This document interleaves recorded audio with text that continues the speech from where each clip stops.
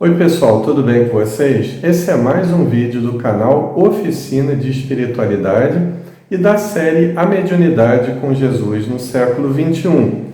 Nessa quarta e última parte do nosso histórico, veremos como Allan Kardec se iniciou na pesquisa do fenômeno mediúnico e o método que ele imprimiu a respeito desse fenômeno. Em 1854, Allan Kardec encontra o Sr. Fortier. Até então, ele não ouvera falar sobre nenhum fenômeno mediúnico. O Sr. Fortier ele dizia que havia mesas que se moviam sem a vontade humana, sem que uma pessoa ou algo ou algum fenômeno natural pudesse lhe dar movimento. Allan Kardec achou aquilo natural porque ele já era magnetizador de algum tempo e ele sabia das propriedades do magnetismo. Deixou aquilo passar e se encontrou com o Sr. Fortier algum tempo depois, que lhe disse que além de se mover, as mesas também eram capazes de responder às perguntas, ou seja, elas desenvolviam uma espécie de inteligência que era capaz de interagir com as pessoas que estavam naquele ambiente de reunião.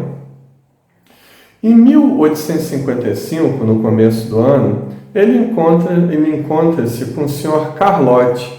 Ele era uma pessoa muito jovial, uma pessoa muito boa, só que ele era muito entusiasta e Kardec, pelo seu temperamento, pelo seu caráter, eles se apartavam dessa questão do entusiasmo. Passado algum tempo daquele encontro com o Sr. Carlotti, Allan Kardec ele resolveu ir na casa da senhora Roger, que era magnetizada pelo Sr. Fortier, que tinha se encontrado com ele algum tempo atrás. Bom, e aí no desenvolver dessa reunião, ele conversa com o Sr. Patier, que era um funcionário público, uma pessoa muito séria, o oposto do Sr. Carlotti, em termos de comportamento. Ele era muito austero, ele não guardava entusiasmo de nada, segundo depende o texto de Allan Kardec. Ficou então marcada uma reunião para a casa da Madame Plenemaison. Aliás, Kardec diz que foi o primeiro contato dele com o fenômeno mediúnico. E era uma reunião assim um tanto quanto meio que bagunçada, sabe? Era mais um passatempo em família do que propriamente uma reunião com objetivos mais profundos. Kardec então resolve marcar com o seu amigo uma reunião na casa da família Bodin. Nessa casa da família Bodin havia um espírito que comandava os trabalhos, que era o espírito Zéfiro. Era uns trabalhos ainda que não tinham uma certa profundidade, mas Kardec já começa a observar as sutilezas do fenômeno mediúnico. E através de uma cesta de carrapeta, que se encontra aqui ao alto, Kardec começou então a interagir com aquele fenômeno mediúnico. Com o passar de pouco tempo, ele então dá o seu testemunho a respeito da sua impressão do fenômeno que presenciava naquela reunião. Vejamos. Compreendi, antes de tudo, a gravidade da exploração que ia empreender. Percebi naqueles fenômenos a chave do problema tão obscuro e tão controvertido do passado e do futuro da humanidade. A solução que eu procurara em toda a minha vida era, em suma, toda uma revolução nas ideias e nas crenças. Fazia-se mister, portanto, andar com a maior circunspecção e não levianamente, ser positivista e não idealista, para não me deixar iludir.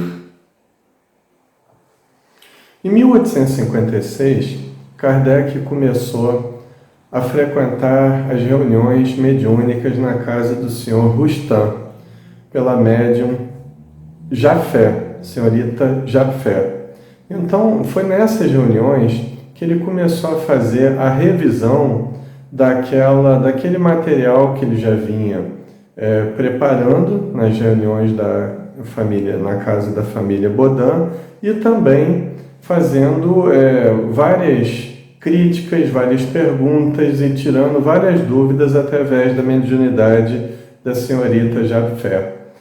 Kardec disse que, ao todo, 10 médiuns participaram dessa fase de conclusão da primeira edição de O Livro dos Espíritos.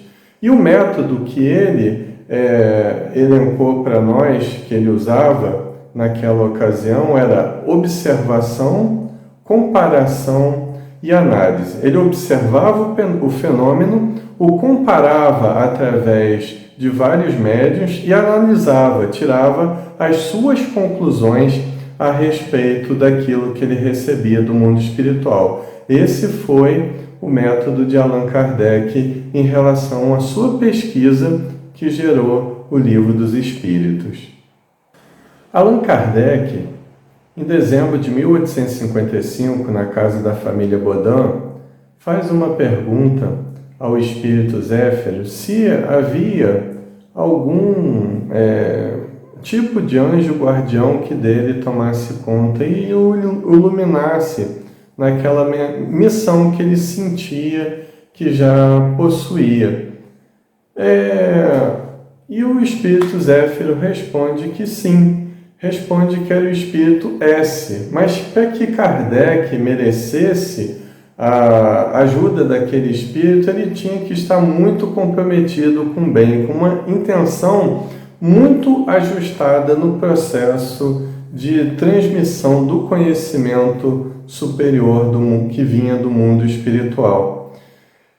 Então, passando esse tempo, Allan Kardec, em março de 1856, ele recebeu uma comunicação do Espírito Verdade, o qual ele pôde conversar. No dia anterior, Kardec escrevia a respeito de um determinado tema doutrinário, no qual ele havia incutido em grave erro. E o Espírito se manifestou, ou alguém ao seu pedido se manifestou e começou a fazer barulho, e Allan Kardec ficou muito inculcado com aquilo. E no dia posterior, ele perguntou ao mentor da reunião por que tinha acontecido aquilo. E o espírito, que se denominou a Verdade, dizia que Allan Kardec tinha incorrido num grande erro, que ele voltasse lá naquele texto e pudesse reescrevê-lo para que ficasse mais satisfatório. E Kardec refez. Quase um mês depois, perguntou ao espírito a Verdade se o texto estava bom. O espírito falou que tinha melhorado, mas que ainda necessitava de alguma melhora para ser publicado. E então Allan Kardec começa aí uma nova fase em sua missão. Ele começa a entender que a coisa era bem maior do que aquilo que ele poderia pensar. Bom, visto isso, quem era esse Espírito a Verdade? Quem era o Espírito a Verdade? Eu não vou aqui dar uma opinião particular, mas eu vou ler um trecho do livro Obras Póstumas, no qual Kardec fala a respeito desse Espírito da Verdade, o que esse Espírito fazia por ele e a ascensão que tinha sobre os trabalhos.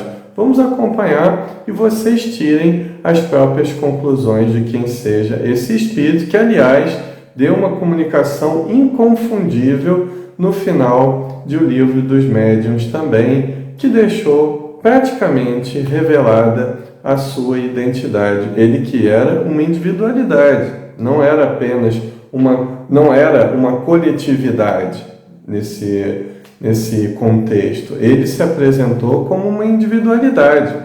Então nós vamos ver esse trecho a respeito do Espírito da Verdade.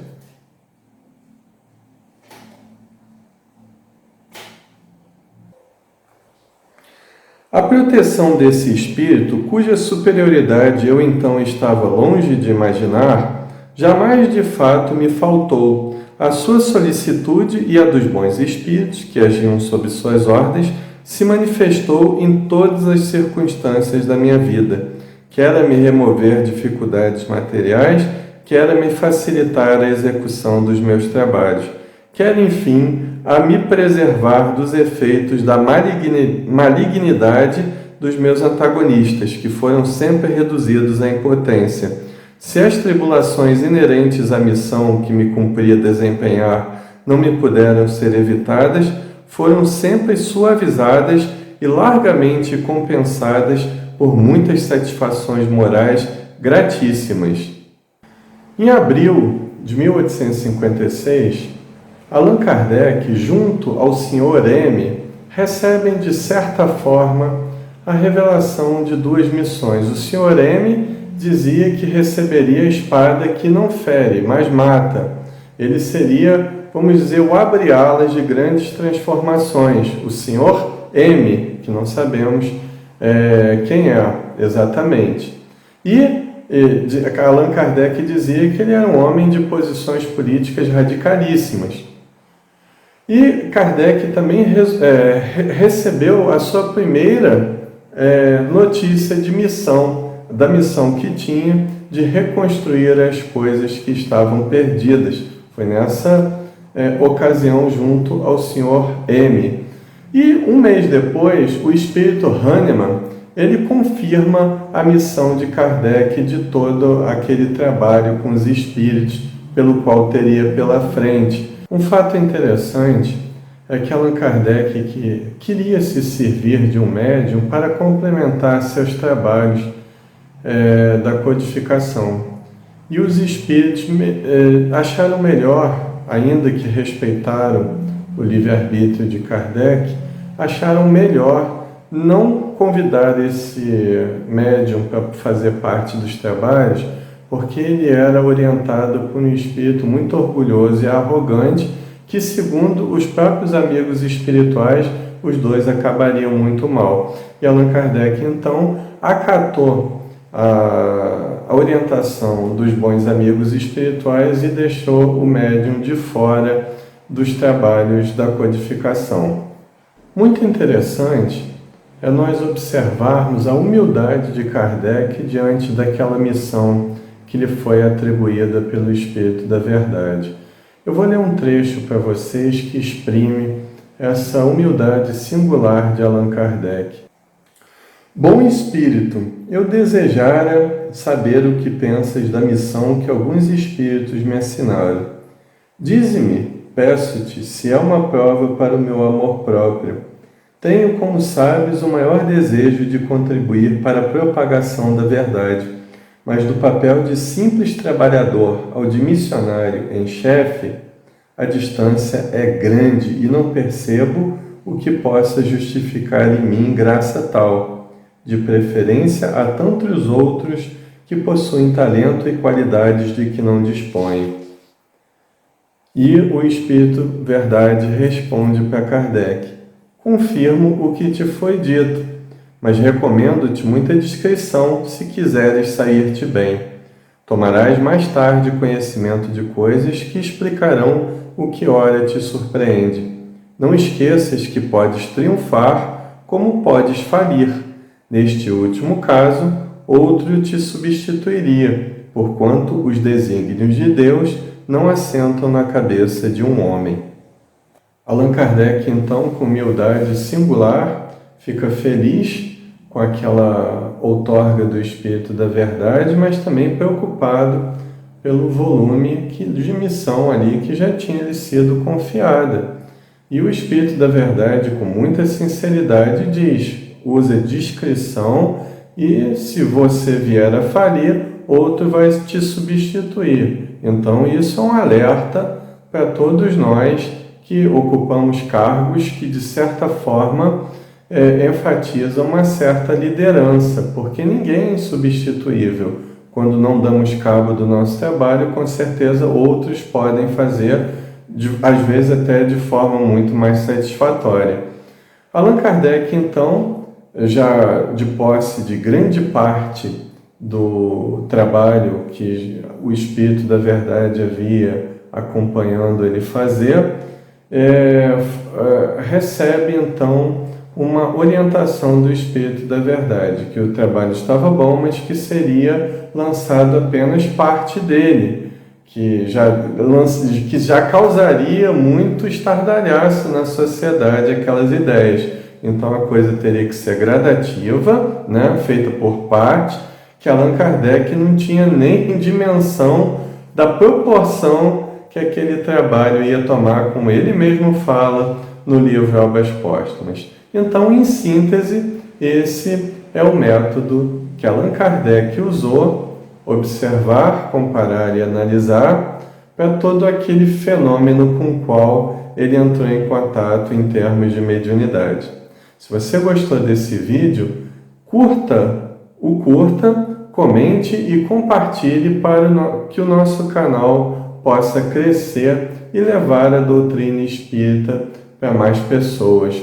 Se você não é inscrito no canal ainda, inscreva-se, e se você já é inscrito, aperte o botão do sino ao lado do botão de inscrição para que você possa receber mensagens de vídeos novos. No mais, tenho que agradecer a todos por estar comigo até o final do vídeo. Muita paz e saúde!